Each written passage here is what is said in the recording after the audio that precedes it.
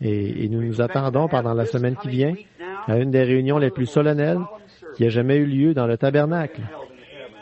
Nous attendons ça avec impatience. Maintenant, cela ne m'est venu que la nuit dernière, très tard, vers les petites heures du matin. J'étais en prière et j'ai commencé à entrevoir quelque chose. Alors j'ai confiance que ce sera un grand moment et je crois que ce le sera si le Seigneur nous vient en aide. Or, quand j'ai dit un grand moment, là, ce matin, je vais parler de quelque chose qui se rapporte à ça. Vous savez ce que l'homme appelle grand? Parfois, ce n'est pas grand.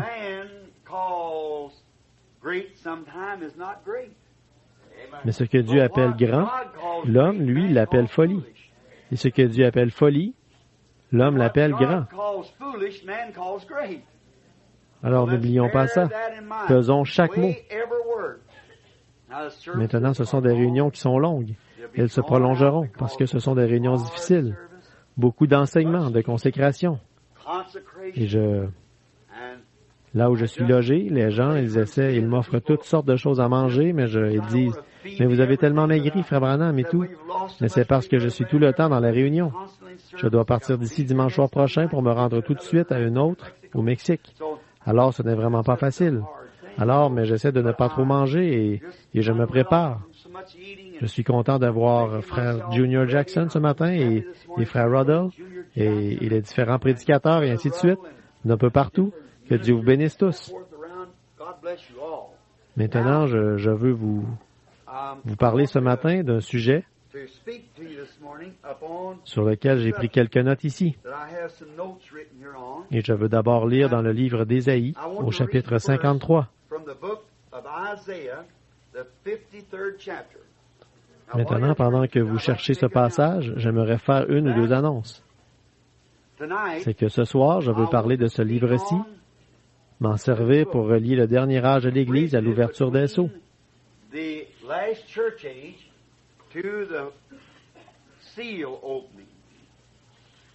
y a une immense brèche, là. Et précédemment, quand j'ai eu terminé les âges de l'Église, j'avais aussi parlé, tout de suite après, des 70 semaines de Daniel, parce que cela s'y rattachait. J'avais dit, maintenant, si jamais je parle de 7 sceaux, il faudra d'abord que je fasse le point sur les 70 semaines de Daniel, pour pouvoir y rattacher les sceaux. Il ne restait qu'une chose en suspens, et c'était le chapitre 5 du livre scellé de 7 sceaux. Et c'est ce que nous allons prendre ce soir. Nous voulons essayer de commencer de bonne heure ce soir.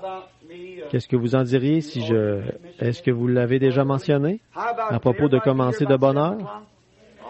Qu'est-ce que vous en diriez? Est-ce que tout le monde peut être ici vers 7 heures? Très bien. Commençons donc la réunion à 6h30. Le service de chant, et je serai là à 7 heures. Et on commencera de bonne heure toute la semaine. Et nous, maintenant, nous venons. Il n'y a personne qui aime chanter autant que les chrétiens.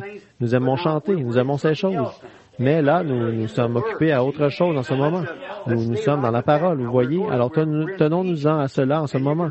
Nous sommes dans un enseignement.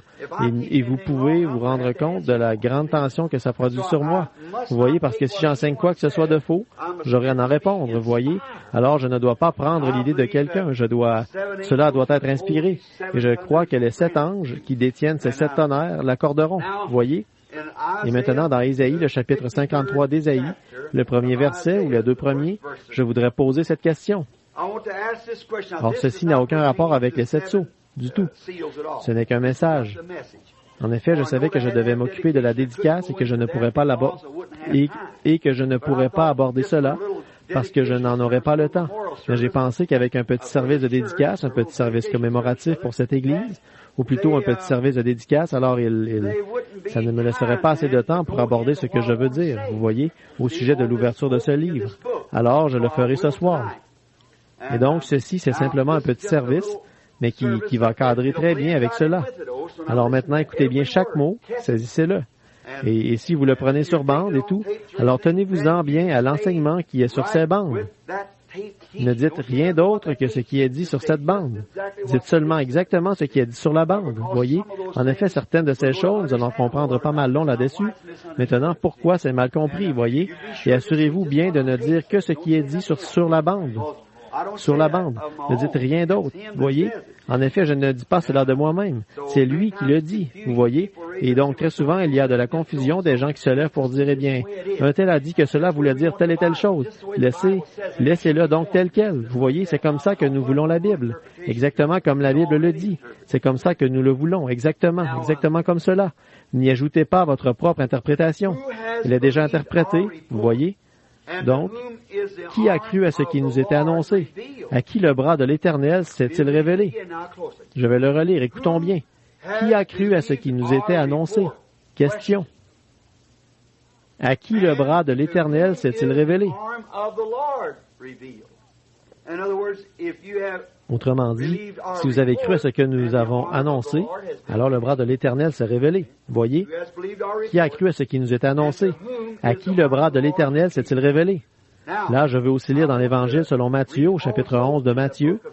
Maintenant, apportez du papier et tout, parce qu'on va constamment, si vous n'avez pas de magnétophone, alors, apportez du papier pour pouvoir le noter.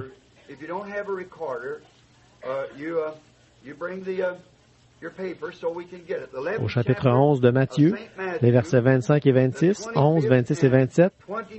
Très bien, c'est Jésus qui parle. Il prie.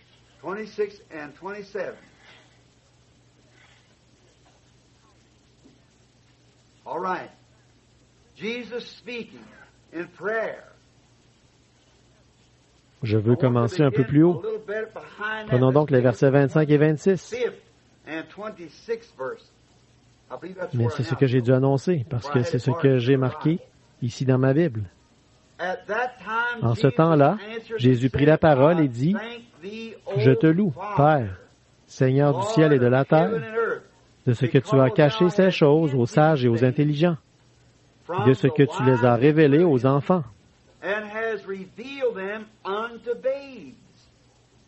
Oui, Père, je te loue, de ce que tu le veux ainsi. »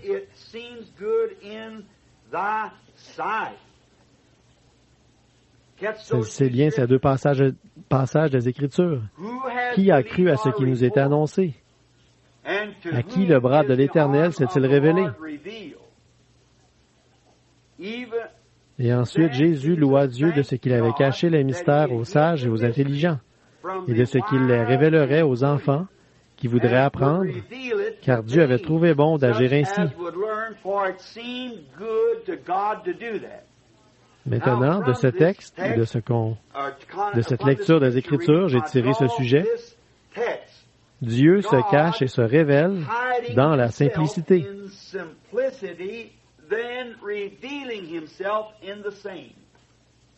Maintenant, c'est à cause des bandes que je répète tout le temps.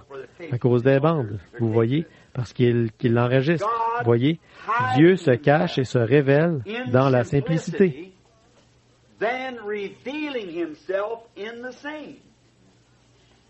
Il est étrange de penser que Dieu fasse une chose pareille. Dieu va se cacher dans quelque chose de tellement simple que les sages vont le manquer d'1 million de milles à cause de ça. Ensuite, il va faire demi-tour et, dans cela, cette chose toute simple, dans la simplicité de sa façon de faire, il va s'y révéler encore. J'ai pensé qu'on aurait là un sujet à étudier avant d'aborder les grands enseignements des 7 sceaux.